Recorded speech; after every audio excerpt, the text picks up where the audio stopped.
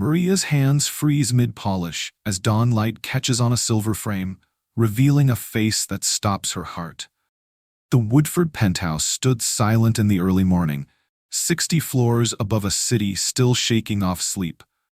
Marina moved through the space like a shadow, her cleaning cart the only sound breaking the pristine quiet. For 3 years, she'd navigated these marble floors and glass walls, scrubbing away fingerprints from lives she would never touch. The scent of lemon polish, mixed with the subtle hint of expensive cologne that seemed embedded in the very walls. She worked methodically, muscles moving from memory while her mind drifted elsewhere. The weight of exhaustion pressed on her shoulders.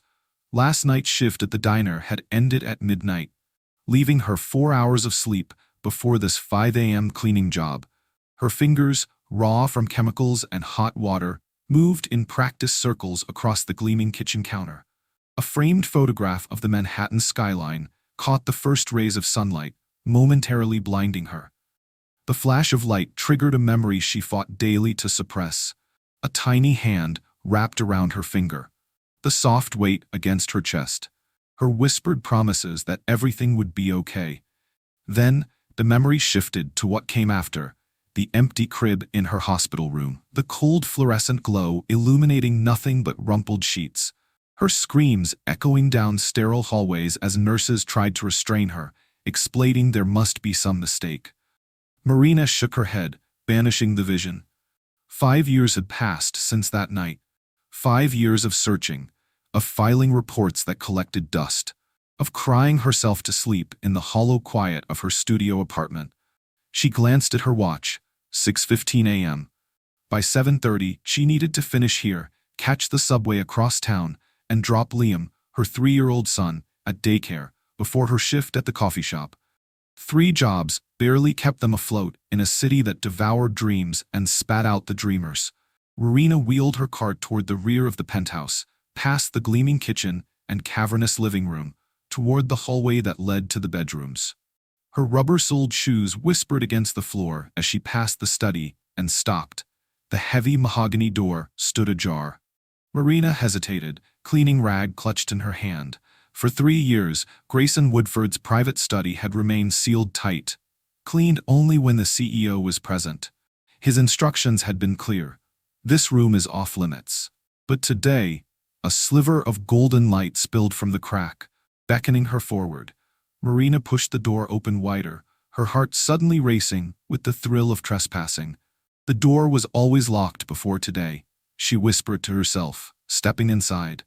The photograph slipped from Marina's trembling fingers, clattering against mahogany.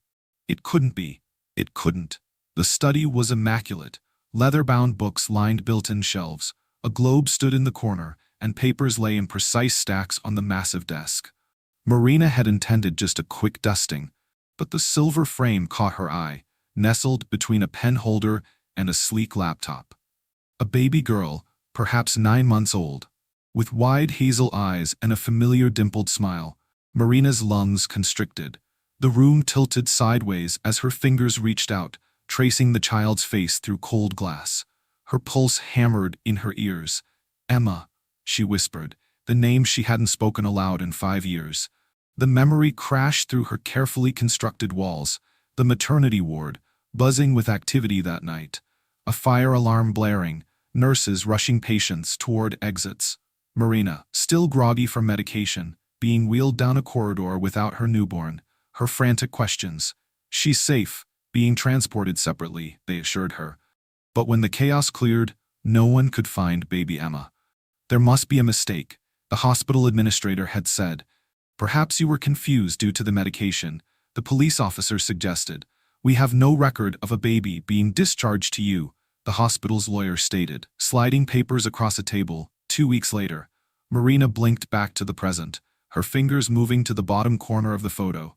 There, on the baby's right wrist, was the small crescent-shaped birthmark. Marina's breath caught. She'd memorized that mark during the precious 48 hours she'd had with her daughter before the disappearance.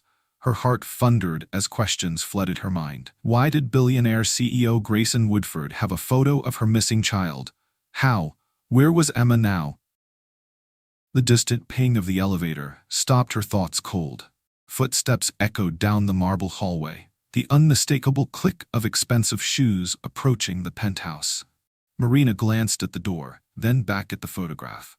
Without allowing herself to think, she slipped the frame from its place, hands shaking as she worked the backing open. She extracted the photo, sliding it into her uniform pocket, just as a key turned in the main door's lock. She replaced the empty frame and grabbed her polish, pretending to clean as her world collapsed and rebuilt itself around the paper burning against her skin.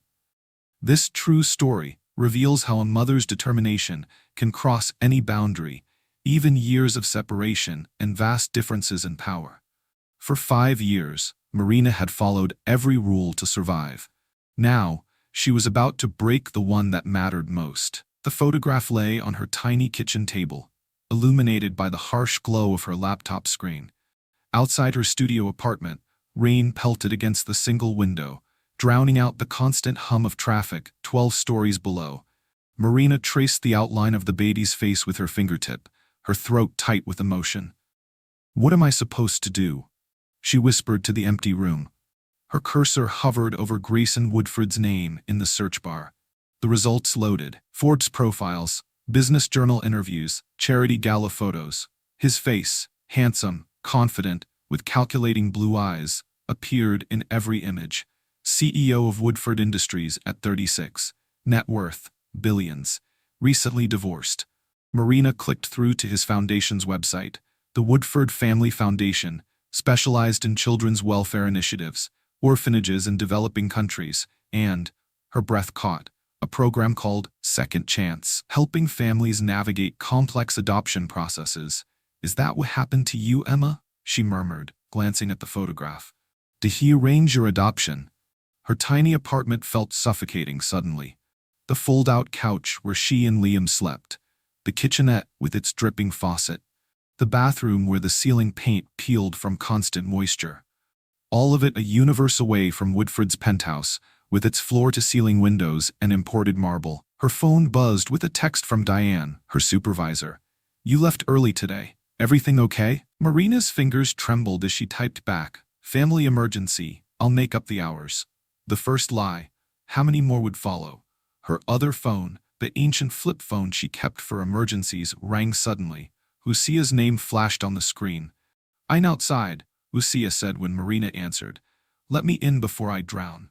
Minutes later, Lucia, fellow cleaner at Woodford Tower and Marina's closest friend, shook rain from her umbrella in the narrow entryway. Her keen eyes immediately noticed the photograph. "What's that?" she asked, shedding her wet jacket. Marina hesitated, then told her everything, finding the photo, the birthmark, the foundation. Lucia listened, her expression shifting from shock to fierce protectiveness. "You have to go to the police," she insisted. "With what? A stolen photograph and a birthmark? They dismissed me 5 years ago." "Then what's your plan?" Marina stared at the laptop screen, at Woodford's confident smile.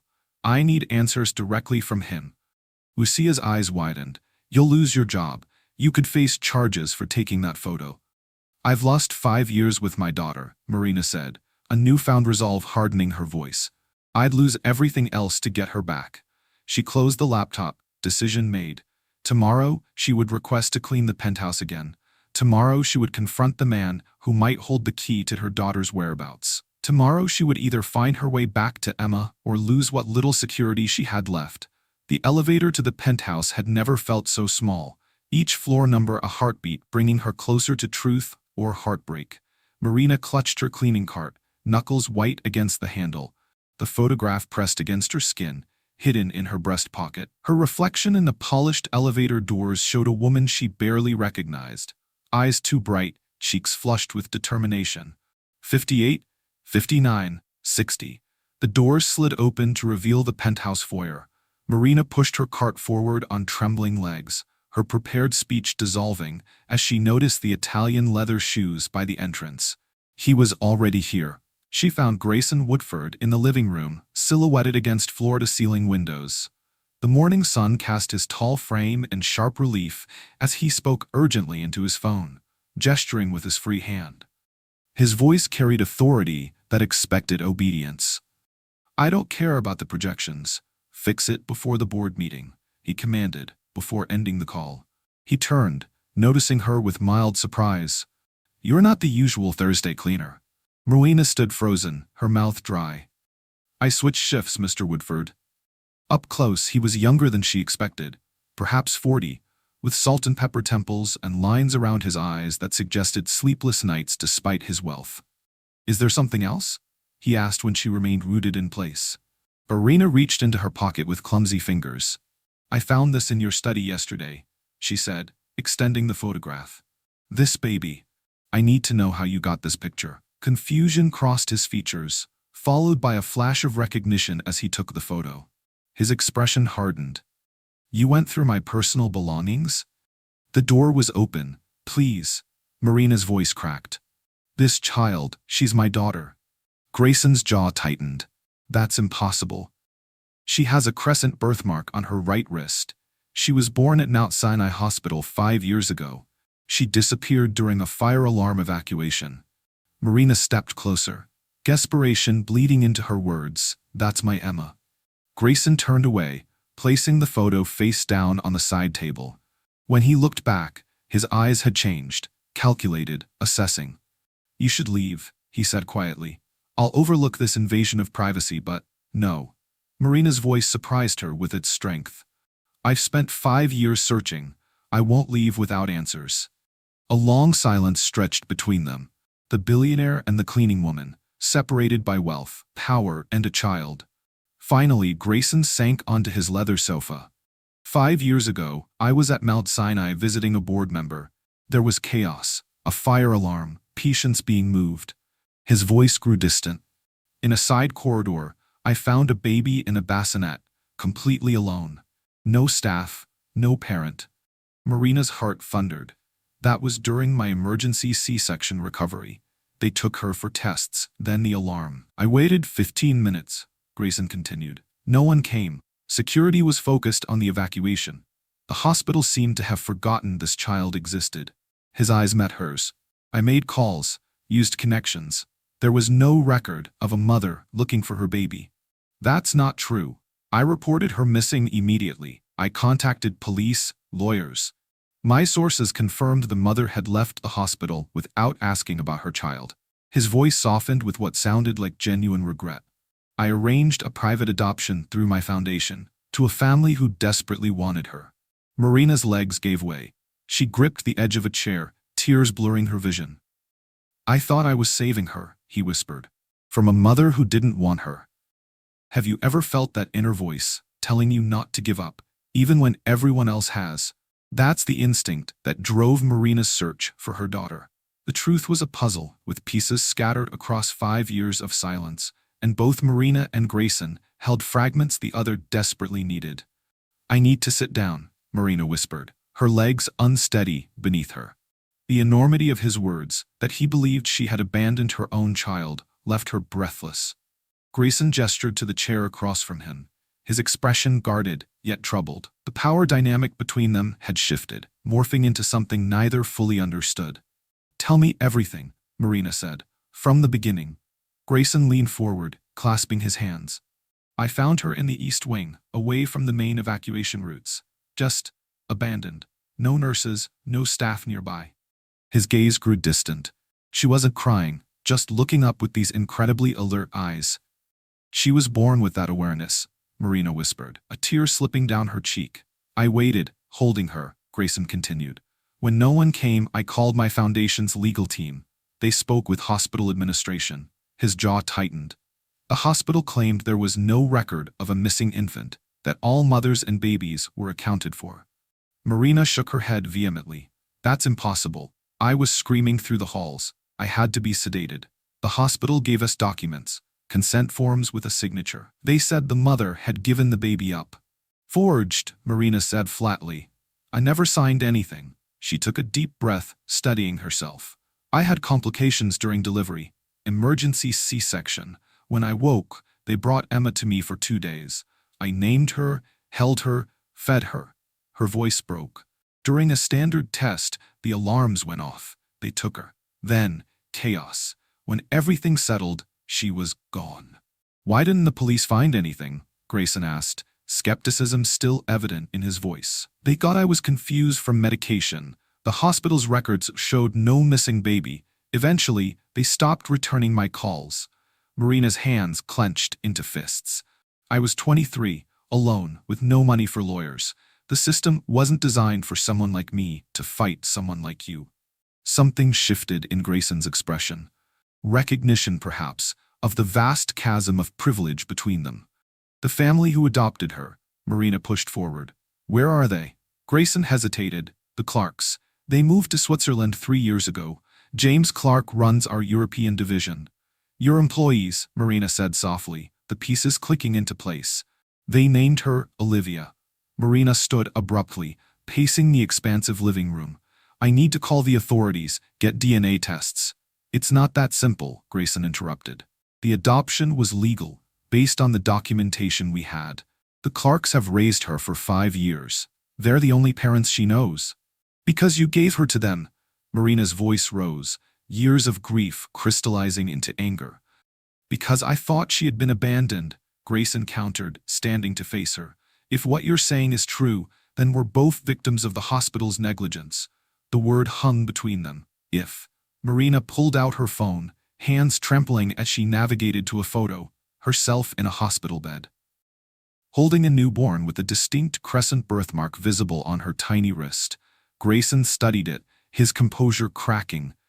I need to make some calls, he said finally, his voice subdued. The legal implications are complex. She's my daughter, Marina said simply. Grayson ran a hand through his hair, conflict evident on his face. Then determination settled in his eyes. I have resources you don't, he said quietly. Let me help you find her. Hope is the most dangerous emotion for a mother who's lost everything, but Marina couldn't stop that from blooming in her chest. The Mount Sinai Hospital archives were cold and windowless, lined with metal shelving that disappeared into shadows. Marina pulled another box of records from 2020, her fingertips dusty from hours of searching. Across the table, Grayson made calls, his voice low but commanding as he navigated bureaucratic labyrinths that had once seemed impenetrable to her. We need the security footage from the East Wing corridor, he insisted to someone on the other end. Yes, I understand it's been 5 years. Find it anyway. 3 weeks had passed since their confrontation in the penthouse. 3 weeks of Marina taking unpaid leave from her cleaning jobs, of Grayson rearranging board meetings and delegating responsibilities. Their unlikely alliance forged in the fire of a shared mission, find Emma. The nurse who signed off on the transfer paperwork, Marina said, sliding a document across the table. Jennifer Klein. She doesn't exist in any hospital directory. Grayson nodded, adding the name to their growing list. My investigator tracked down the doctor who approved your discharge. He's agreed to meet tomorrow. Their approaches couldn't have been more different. Marina worked on instinct, following emotional threads, remembering small details from her hospital stay, recognizing names that triggered memories. Grayson deployed resources like a military campaign, private investigators, legal teams, data analysts combing through hospital records. At night, they would meet in Grayson's penthouse, transforming his dining room into an investigation hub. Maps, timelines, and photographs covered the walls. Marina would bring Liam, who played with toys Grayson quietly purchased, seemingly appearing in the corner of the living room without mention. The DNA results, Grayson announced one evening, holding an envelope. Marina froze, her coffee cup halfway to her lips. They had obtained Emma's, now Olivia's, DNA from her preschool records, through channels Marina chose not to question. It's a match, he said softly. 99.97% certainty. Marina's hands trembled so violently that Grayson steadied her cup, his fingers warm against hers. For a moment, neither moved away from the unexpected contact. We found her, Marina whispered. But the victory was short-lived.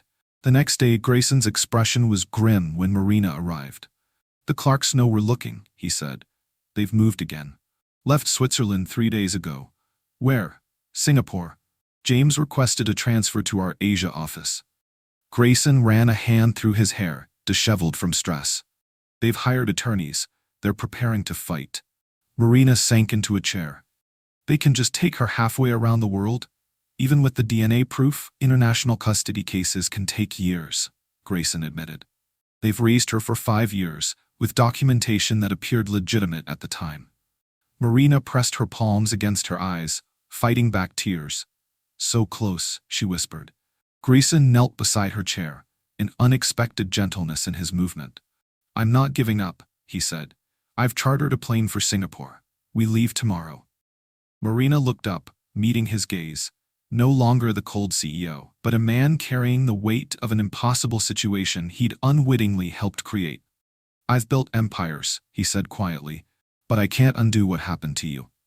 What moment in Marina and Grayson's journey touched you most deeply? Share your thoughts in the comments below. The little girl with Marina's eyes stood in the doorway, a stranger who was somehow the most familiar person in the world. Singapore's humidity pressed against the windows of the luxury hotel suite where the Clarks had agreed to meet. 2 months of legal negotiations, court filings, and DNA evidence had led to this moment.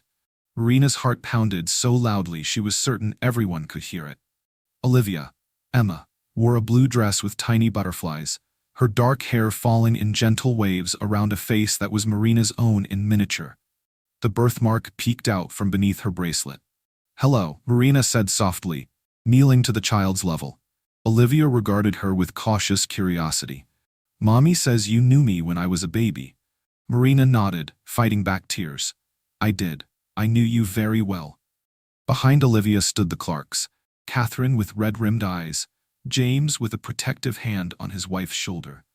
The weight of their grief hung in the room, a mirror to Marina's own 5 years of loss.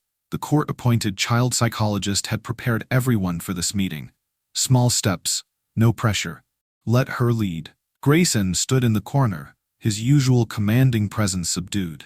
Since arriving in Singapore, he'd worked tirelessly, calling in favors, negotiating with the Clarks, finding mediators specializing in international custody cases. Would you like to see a picture of when you were very small? Marina asked, holding out the hospital photo. Olivia stepped closer, eyes widening with recognition. I have the same mark, she said, touching her wrist. You've had it since you were born. Marina whispered. The meeting lasted 1 hour. Then another the next day. Then daily visits that stretched longer each time. Olivia showed Marina her favorite books, her collection of shells, the way she could count to 20 in 3 languages. In the hotel room afterward, Marina would sometimes collapse into tears, overwhelmed by the joy of rediscovery and the pain of the years lost. Grayson would sit beside her, his steady presence an unexpected comfort. The Clarks have agreed to the arrangement, he told her one evening, weeks into their Singapore stay. Joint custody, you'll be her legal mother. They'll remain her guardians until the transition is complete. Marina looked up. How did you convince them? I offered James a position that would bring them back to New York. And, he hesitated. I told them my part in all this, how my actions separated a mother from her child. The court process was complex, the emotional landscape even more so. Olivia began staying overnight with Marina, asking questions about her life before. Catherine Clark, though heartbroken, shared photo albums and stories, helping build bridges between the worlds of the little girl they both loved. 6 months later, back in New York, Marina stood in a new apartment, spacious, filled with light, walking distance from the Clarks. Grayson had insisted on handling the lease, just as he'd arranged for her position at his foundation's child advocacy program. Mommy, look, Olivia called from her bedroom, proudly showing off the butterfly mobile they'd hung together. Marina watched her daughter, no longer a stranger, spinning beneath the dancing butterflies, her laughter filling spaces that had been empty for too long. A knock at the door revealed Grayson, holding case files for their newest project. Reforming hospital security protocols for newborns. As the 3 of them gathered around the kitchen table, Marina's gaze caught on a silver frame on the windowsill, the morning light catching it just so. Inside was a new photograph, Olivia between Marina and Grayson, their unlikely family forged from loss and redemption. Her hands no longer froze at such sights. They reached out, embracing the present that had once seemed impossible.